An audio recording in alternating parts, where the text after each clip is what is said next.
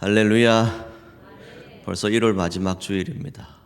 여러분 모두 주의 은혜 가운데 거하시기를 바라고 오늘도 복된 주님의 날 되시기를 축복합니다. 우리 옆에 분들하고 한번 인사하실까요? 사랑하고 축복합니다 라고 인사하시죠.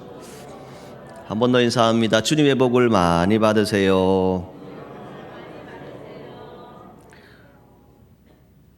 여러분 기억하실지 모르지만 2019년 12월에 이 코로나라고 하는 질병이 최초로 발병을 합니다.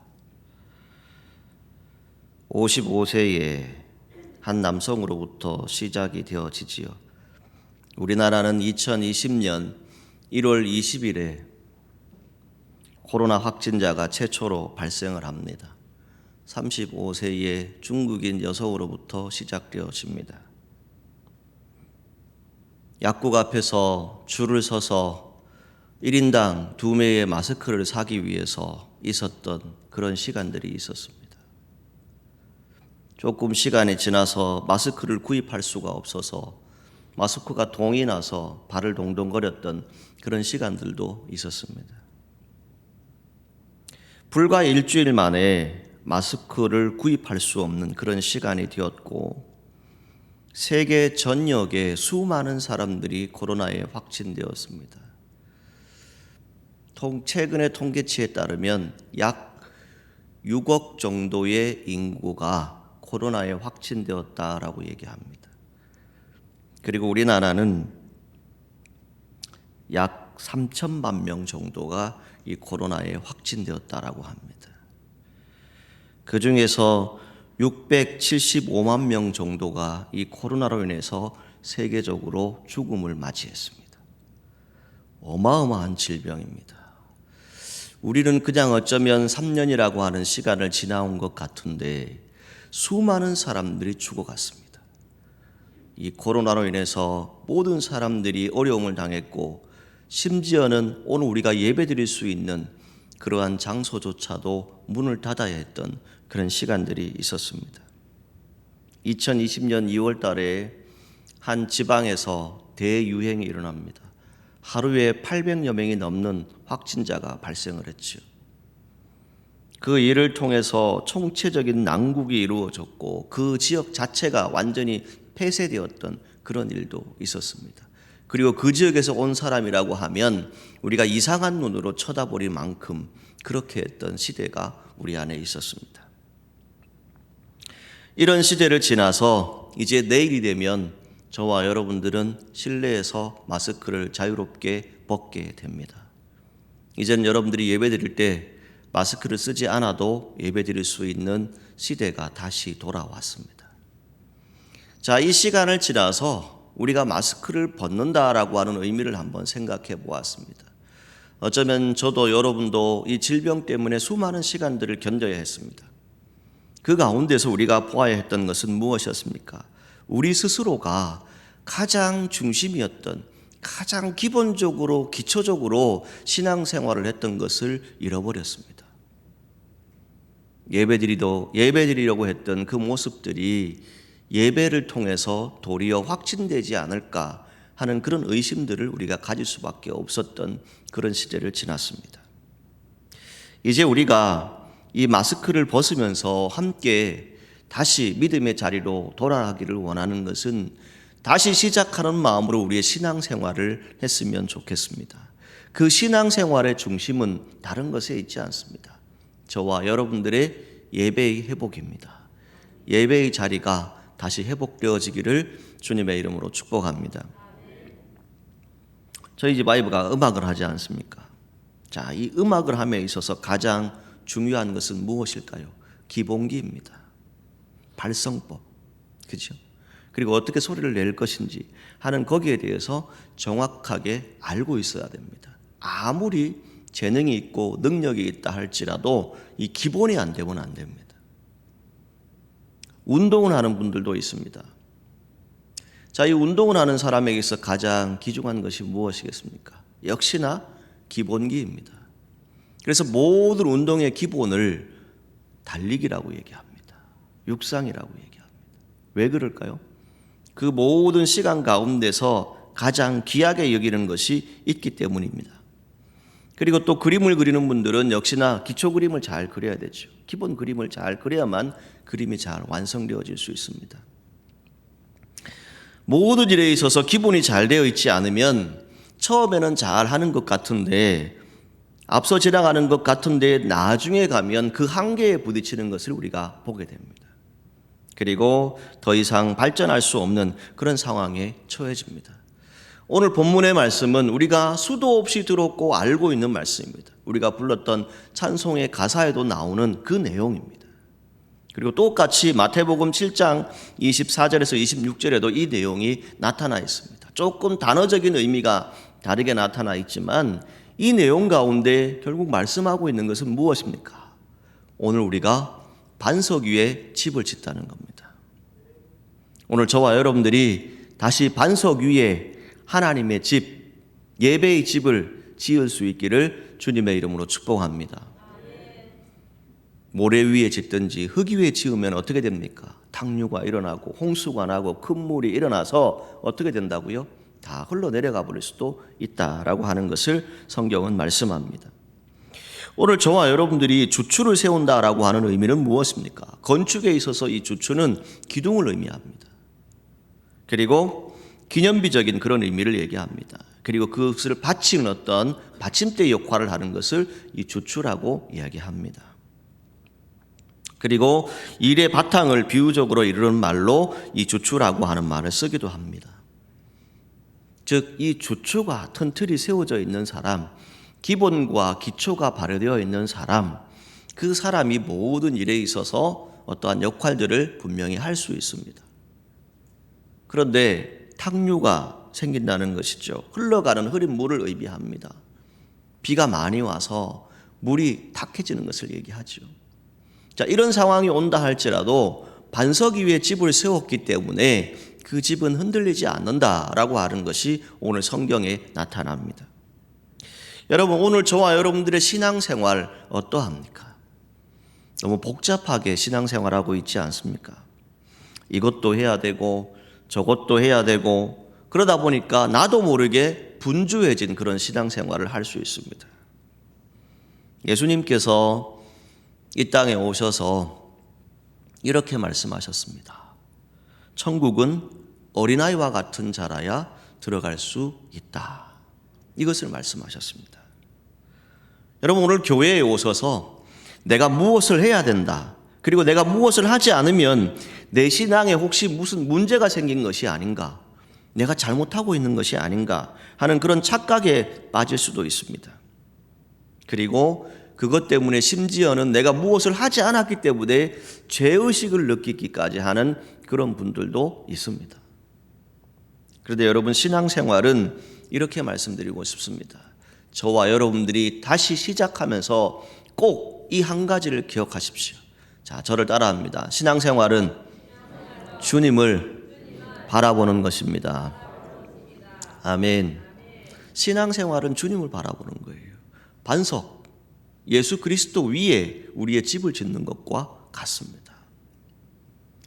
오늘 저와 여러분들이 신앙생활 하다 보게 되면 어떤 일들이 있습니까? 자꾸만 얽매이기 시작합니다. 무슨 일을 해야 된다라고 생각합니다. 그래서 자유하지 못합니다. 신앙생활하는 것을 무엇으로 표현할까라고 한번 이렇게 여러 글들을 찾아보았는데 그 가운데 마음에 드는 글귀가 어떤 말이었냐면 이런 말이었습니다. 교회에 다니면서 내가 어떤 강박관념에 사로잡혀서는 안 된다. 내가 꼭 무엇을 해야 하기 때문에, 예배 드려야 하기 때문에 이것이 아니라 예배 드림을 통해서 주님과 함께 손잡고 즐겁게 예배 드릴 수 있는 그런 신앙생활의 자리에 가야 한다라고 하는 그런 문장이었습니다.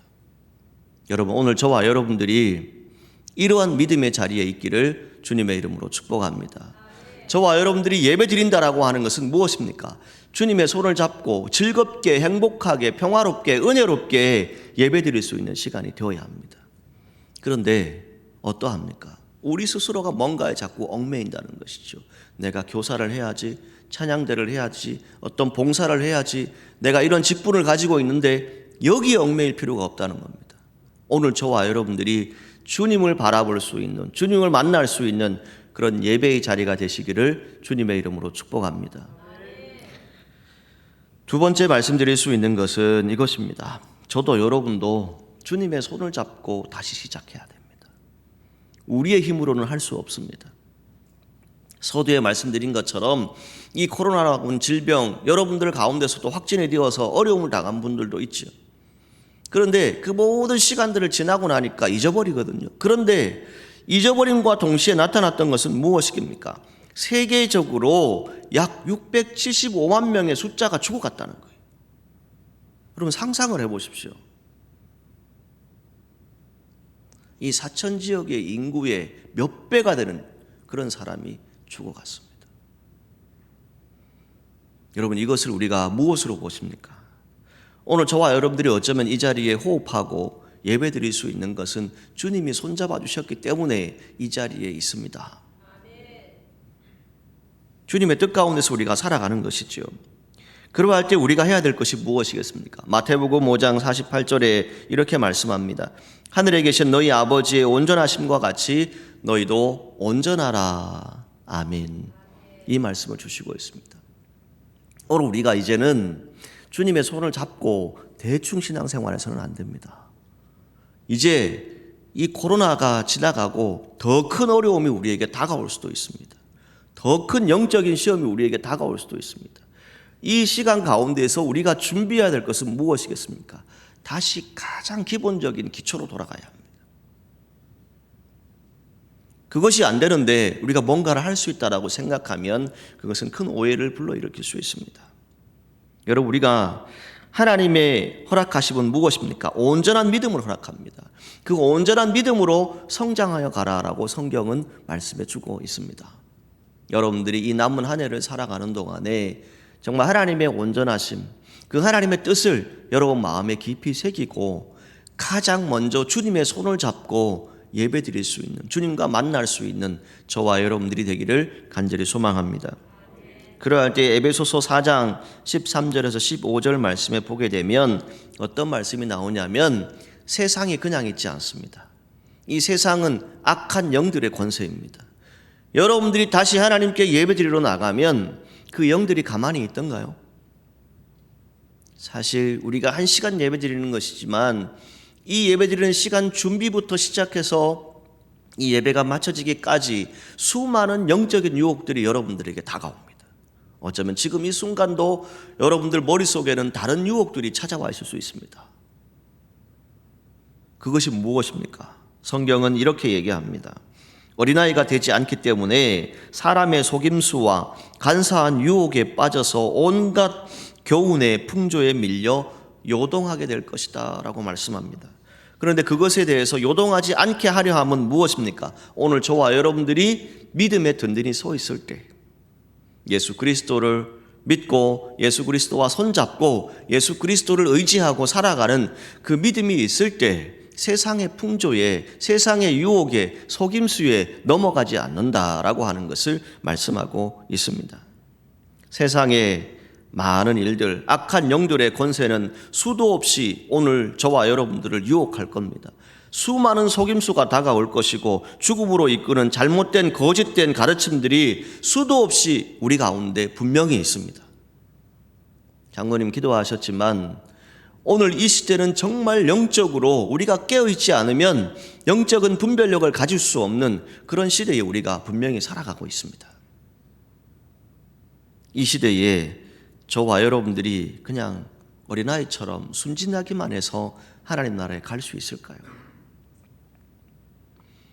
여기에다가 말씀을 통해서 더 말씀드릴 수 있는 것은 무엇입니까? 저와 여러분들이 아무리 깨끗하고 순진하고 신앙이 정결하다 할지라도 이 유혹으로부터 이길 수 있는 담대한 믿음, 굳건한 믿음, 흔들리지 않는 믿음이 없으면 저도 여러분도 다 흔들릴 수 있습니다. 코로나가 지나면서 우리에게 다가왔던 것은 무엇입니까? 예배드리는 것부터 흔들어 놓아버렸습니다. 예배에 대한 회복을 얘기하지만 오늘 성경이 말씀하시는 것은 무엇입니까? 제가 마태복음과 누가복음을 비교하면서 어느 본문을 선택할까 하다가 누가복음을 최종적으로 선택한 이유가 있습니다. 누가복음 6장 46절, 자 함께 읽겠습니다. 46절. 너희는 나를 불러 주여 주여 하면서도 어찌하여 내가 말하는 것을 행하지 아니하느냐. 47절 같이 읽습니다. 내게 나와 내 말을 듣고 행하는 자마다 누구와 같은 것을 너희에게 보이리라. 아멘. 자, 여기서 뭘 얘기합니까? 너희가 어찌하여 주여 주여 하고 있는데 왜 듣고도 행하지 않느냐, 그것을 말씀하고 있어요. 그러할 때에 이 비유를 터워서 이런 사람들과 같을 것이다 라고 하는 것을 말씀해 주고 있습니다. 그것을 보여줄 것이다 라고 말씀해 주고 있습니다. 오늘 여러분, 이 시대에 순수한 믿음, 참으로 주님이 원하시는 그러한 믿음, 흠없는 믿음 가지는 것 참 필요합니다. 그러나 그 믿음의 든든한 기본과 기초는 예수 그리스도입니다. 여러분들이 아닙니다.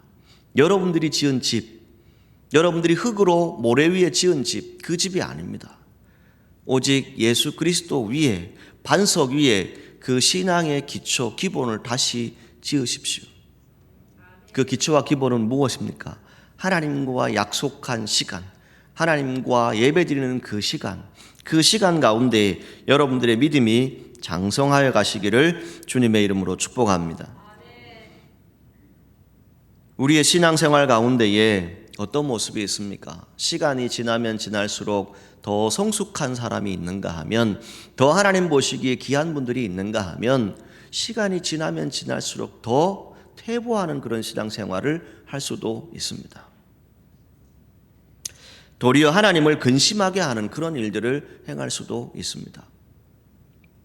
어제 저희 교회에서 이렇게 후원하는 캄보디아 선교사님을 만나서 같이 식사할 시간이 있었습니다. 식사를 하고 여러 담화를 몇 분들하고 이렇게 나누는 가운데 마음 한구석에 어떤 마음이 들었냐면, 정말 하나님이 원하시는 선교, 하나님이 기뻐하시는 예배가 무엇일까? 그런 생각을 해보았습니다. 오늘 우리는 삶의 모습, 영적인 것 전혀 별개라고 생각합니다. 그런데 성경이 말씀하는 것은 무엇입니까? 영적인 생활과 삶의 모습이 동일해야 합니다. 이것을 말씀해 줍니다. 강단에서 제가 여러분들에게 선포하는 말씀을 전하는 것과 제 생활이 다르다면 여러분들도 저도 하나님 보시기에 분명히 거기에 대한 심판을 받게 될 것임을 말씀합니다. 그래서 49절 마지막에 무엇을 얘기합니까? 그 집이 곧 무너져 파괴됨이 심할 것이다 라고 말씀합니다. 결국 가장 기초, 기본, 무엇을 해야 되는지 그 의미를 잃어버리면은 그 집이 완전히 파괴될 것이다 라고 성경은 말씀해 주고 있습니다. 오늘 저와 여러분들이 하나님을 믿는다라고 얘기합니다. 그리고 내 스스로의 삶의 가치관, 내 어떤 의식 수준, 이런 모든 것들을 다 가지고 있습니다. 그런데 우리가 그 모든 삶에 있어서 중요하게 생각해야 될 것은 그 어떤 것도 하나님보다, 예수 그리스도보다 더 앞서서는 안 됩니다. 오늘 우리가 주님의 손을 잡는다라고 하는 의미는 다른 것에 있지 않습니다. 오늘 우리가 믿음 가운데 선다라고 하는 것은 디모데전서 4장 2절 말씀에 보게 되면 이렇게 말씀합니다. 양심에 화인을 맞은 자라고 말씀합니다. 그리고 마태복음 23장 13절 말씀을 보게 되면 천국 문을 사람들 앞에서 닫고 자기도 들어가지 않고 들어가려 하는 사람도 못 들어가게 하는 그런 신앙인이 되어질 수도 있다는 겁니다. 오늘 여러분, 이제 실내에서 마스크를 우리가 내일이면 벗게 됩니다. 우리가 정말 하나님께 예배하는 모습, 정말 하나님 앞에 나아가는 그 모습, 여러분들이 찬양하는 모습, 기도하는 모습을 이제 우리 서로가 정말 정확하게 볼 수 있습니다. 마스크로 가려져 있던 그 모습들을 이제 우리는 정말 하나님 앞에서 온전하게 나아가는 그런 시간이 분명히 있을 것입니다. 오늘 우리가 다시 시작하는 신앙생활의 기본은 다른 것에 있지 않습니다. 아주 단순한 겁니다. 아주 기초적인 겁니다. 그것은 주님의 손을 잡고 주님께 예배하는 것입니다. 예배 드리러 나올 때에 그 마음이 무엇입니까? 누군가에게 보이기 위한, 누군가에게 어떤 의지하기 위한, 내 신앙생활에 얽매인 그런 자유함이 없는 그런 예배가 아니라 정말 하나님 안에서 자유함을 누리고 하나님의 은혜를 마음껏 선포하고 마음껏 기도하고 마음껏 찬양할 수 있는 오늘 저와 여러분들이 되기를 주님의 이름으로 축복합니다. 그런데 저도 여러분도 잘 생각해야 될 것이 있습니다. 저도 운동을 좀 했습니다만 이 운동선수가 단거리를 예를 들어서 연습을 하잖아요. 그런데 계속해서 가장 기본적인 훈련을 몇 달씩 심지어는 몇 년씩 계속 시킵니다. 어떨 때는 확 짜증이 나요. 왜 짜증이 날까요?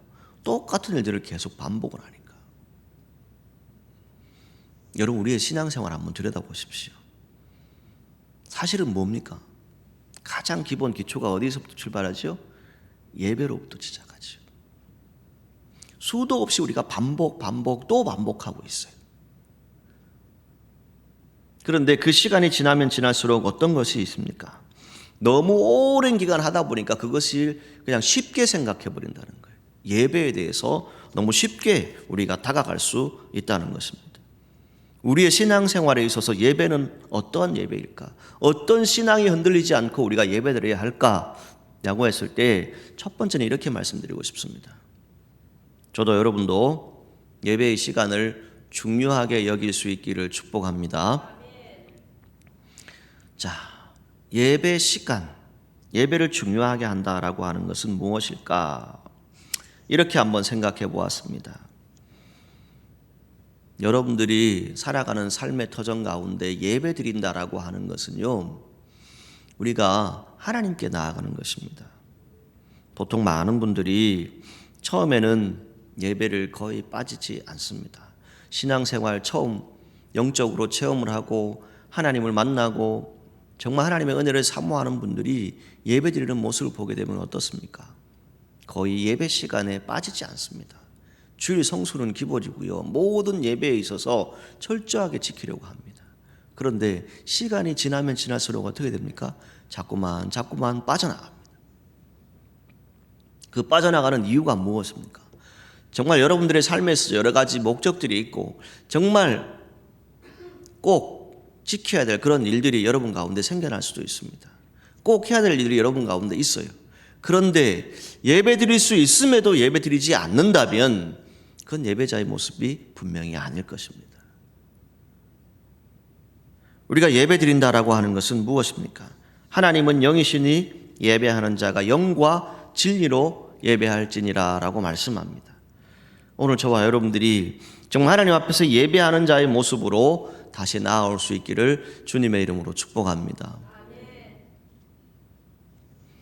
여러분들이 한 공연, 문화예술 공연을 보더라도 라이브로 보는 것과 방송으로 보는 것은 완전히 차이가 나죠. 그죠?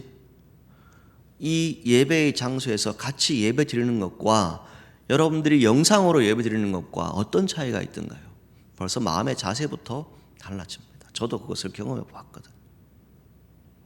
오늘 우리가 예배 드린다라고 하는 것은 예배를 소홀히 여겨서는 안 됩니다. 절대 내 편의주의로 예배 드리는 것이 아닙니다. 내가 하고 싶으면 예배 드리고 내가 하기 싫으면 예배 안 드리고 이것이 아닙니다. 쉬지 말고 기도하라. 범사에 감사하라. 항상 기뻐하라. 이것을 성경이 말씀했어요. 제가 순서를 좀 바꿔서 말씀드렸어요. 첫 번째, 우리가 해야 될 것은 무엇입니까? 쉬지 말고 기도해야 됩니다. 예배자로서 우리의 삶의 자리는 어떤 것입니까? 쉬지 말고 기도하는 것이죠. 그리고 그 기도함을 통해서 감사의 조건들이 여러분 안에 있습니다.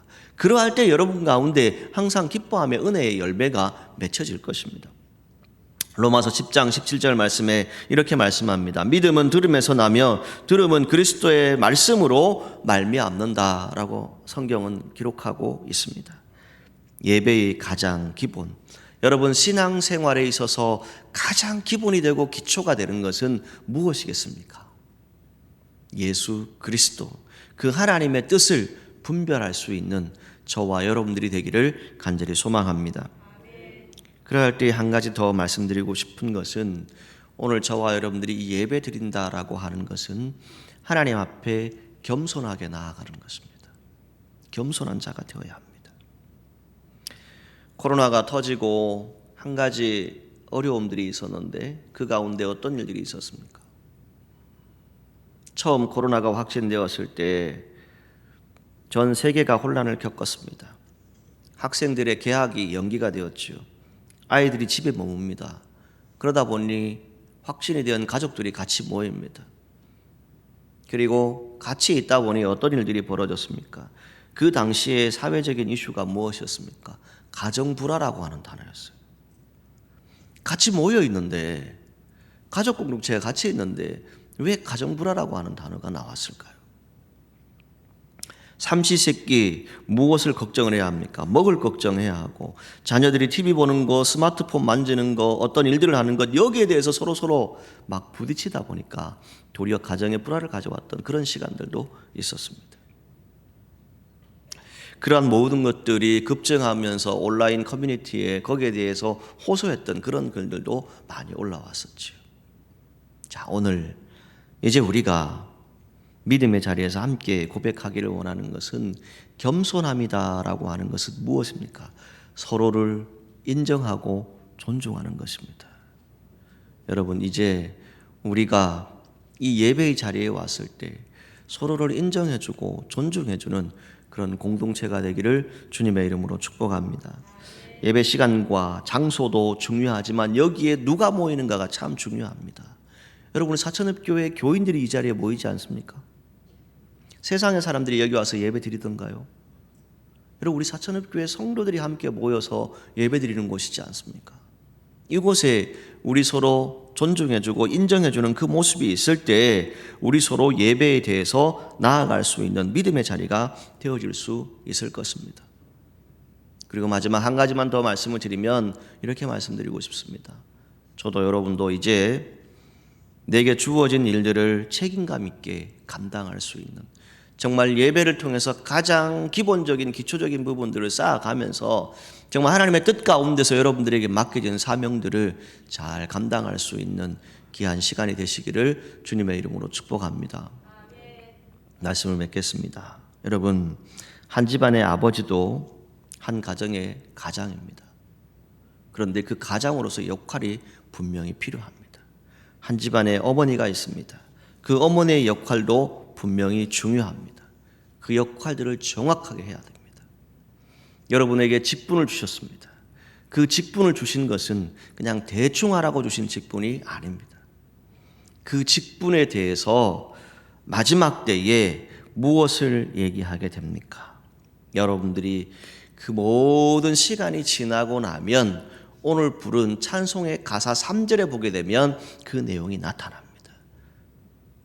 무엇을 했는지, 어떻게 했는지, 거기에 대해서 무엇을 한다고요? 분명히 분별할 때가 있음을 성경이 말씀합니다. 그리고 찬송했습니다. 오늘 우리가 함께 고백하기를 원하는 것은 우리의 신앙생활도 마찬가지입니다. 우리에게 주어진 책임을 반드시 다해야 됩니다. 그 의무를 다해야 합니다. 우리가 다시 시작하는 신앙생활, 우리가 해야 될 것은 사실은 다른 것이 아닙니다. 가장 기본적인 기초적인 예배자로서의 회복부터 시작되어져야 합니다. 그 예배를 드림에 있어서 저와 여러분들이 주님을 만나는 시간이 되십시오. 사람과 함께 만나고 서로 존중하고 인정하는 것도 필요합니다.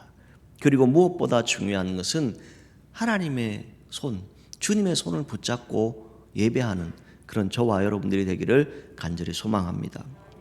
그리고 여러분들의 삶의 터전에 지금까지 주어졌던 그 모든 신앙의 자리에서 이제 더 나아가서 여러분들에게 주어진 이 책임, 이 믿음의 자리를 더욱 든든히 세워나가는 귀한 한 해가 되시기를 주님의 이름으로 축복합니다. 이제 우리가 다시 예배로부터 하나님을 만나고 예배를 통해서 하나님의 선한 능력을 다시 나타내는 우리 사천읍교회 모든 성도들이 되시기를 주님의 이름으로 축복합니다. 기도하시겠습니다. 거룩하신 하나님, 3년이라고 하는 그 시간 동안 우리는 참 많은 시간들을 견뎠습니다. 심지어는 우리가 예배 드리고 싶지만 예배 드릴 수 없었던 그런 초유의 시간들도 있었습니다. 그 시간 가운데서 이제 우리가 마음껏 예배 드릴 수 있고 이제 하나님 앞에 마음껏 찬양할 수 있고 기도할 수 있고 하나님의 이름을 높여드릴 수 있는 귀한 시간이 이제 우리에게 다시 돌아왔습니다. 주님, 우리의 신앙생활을 다시 돌아보게 하여 주시고 정말 다시 시작하는 신앙생활, 예배로부터 다시 굳건히 세워나갈 수 있도록 인도하여 주옵소서. 다시는 흔들리지 않고 정말 예수 그리스도의 말씀 가운데에, 정말 하나님의 말씀 가운데에 굳건히 세워지는 우리 모두가 되어줄 수 있도록 인도하여 주옵소서. 예수님의 이름으로 기도하옵나이다. 아멘.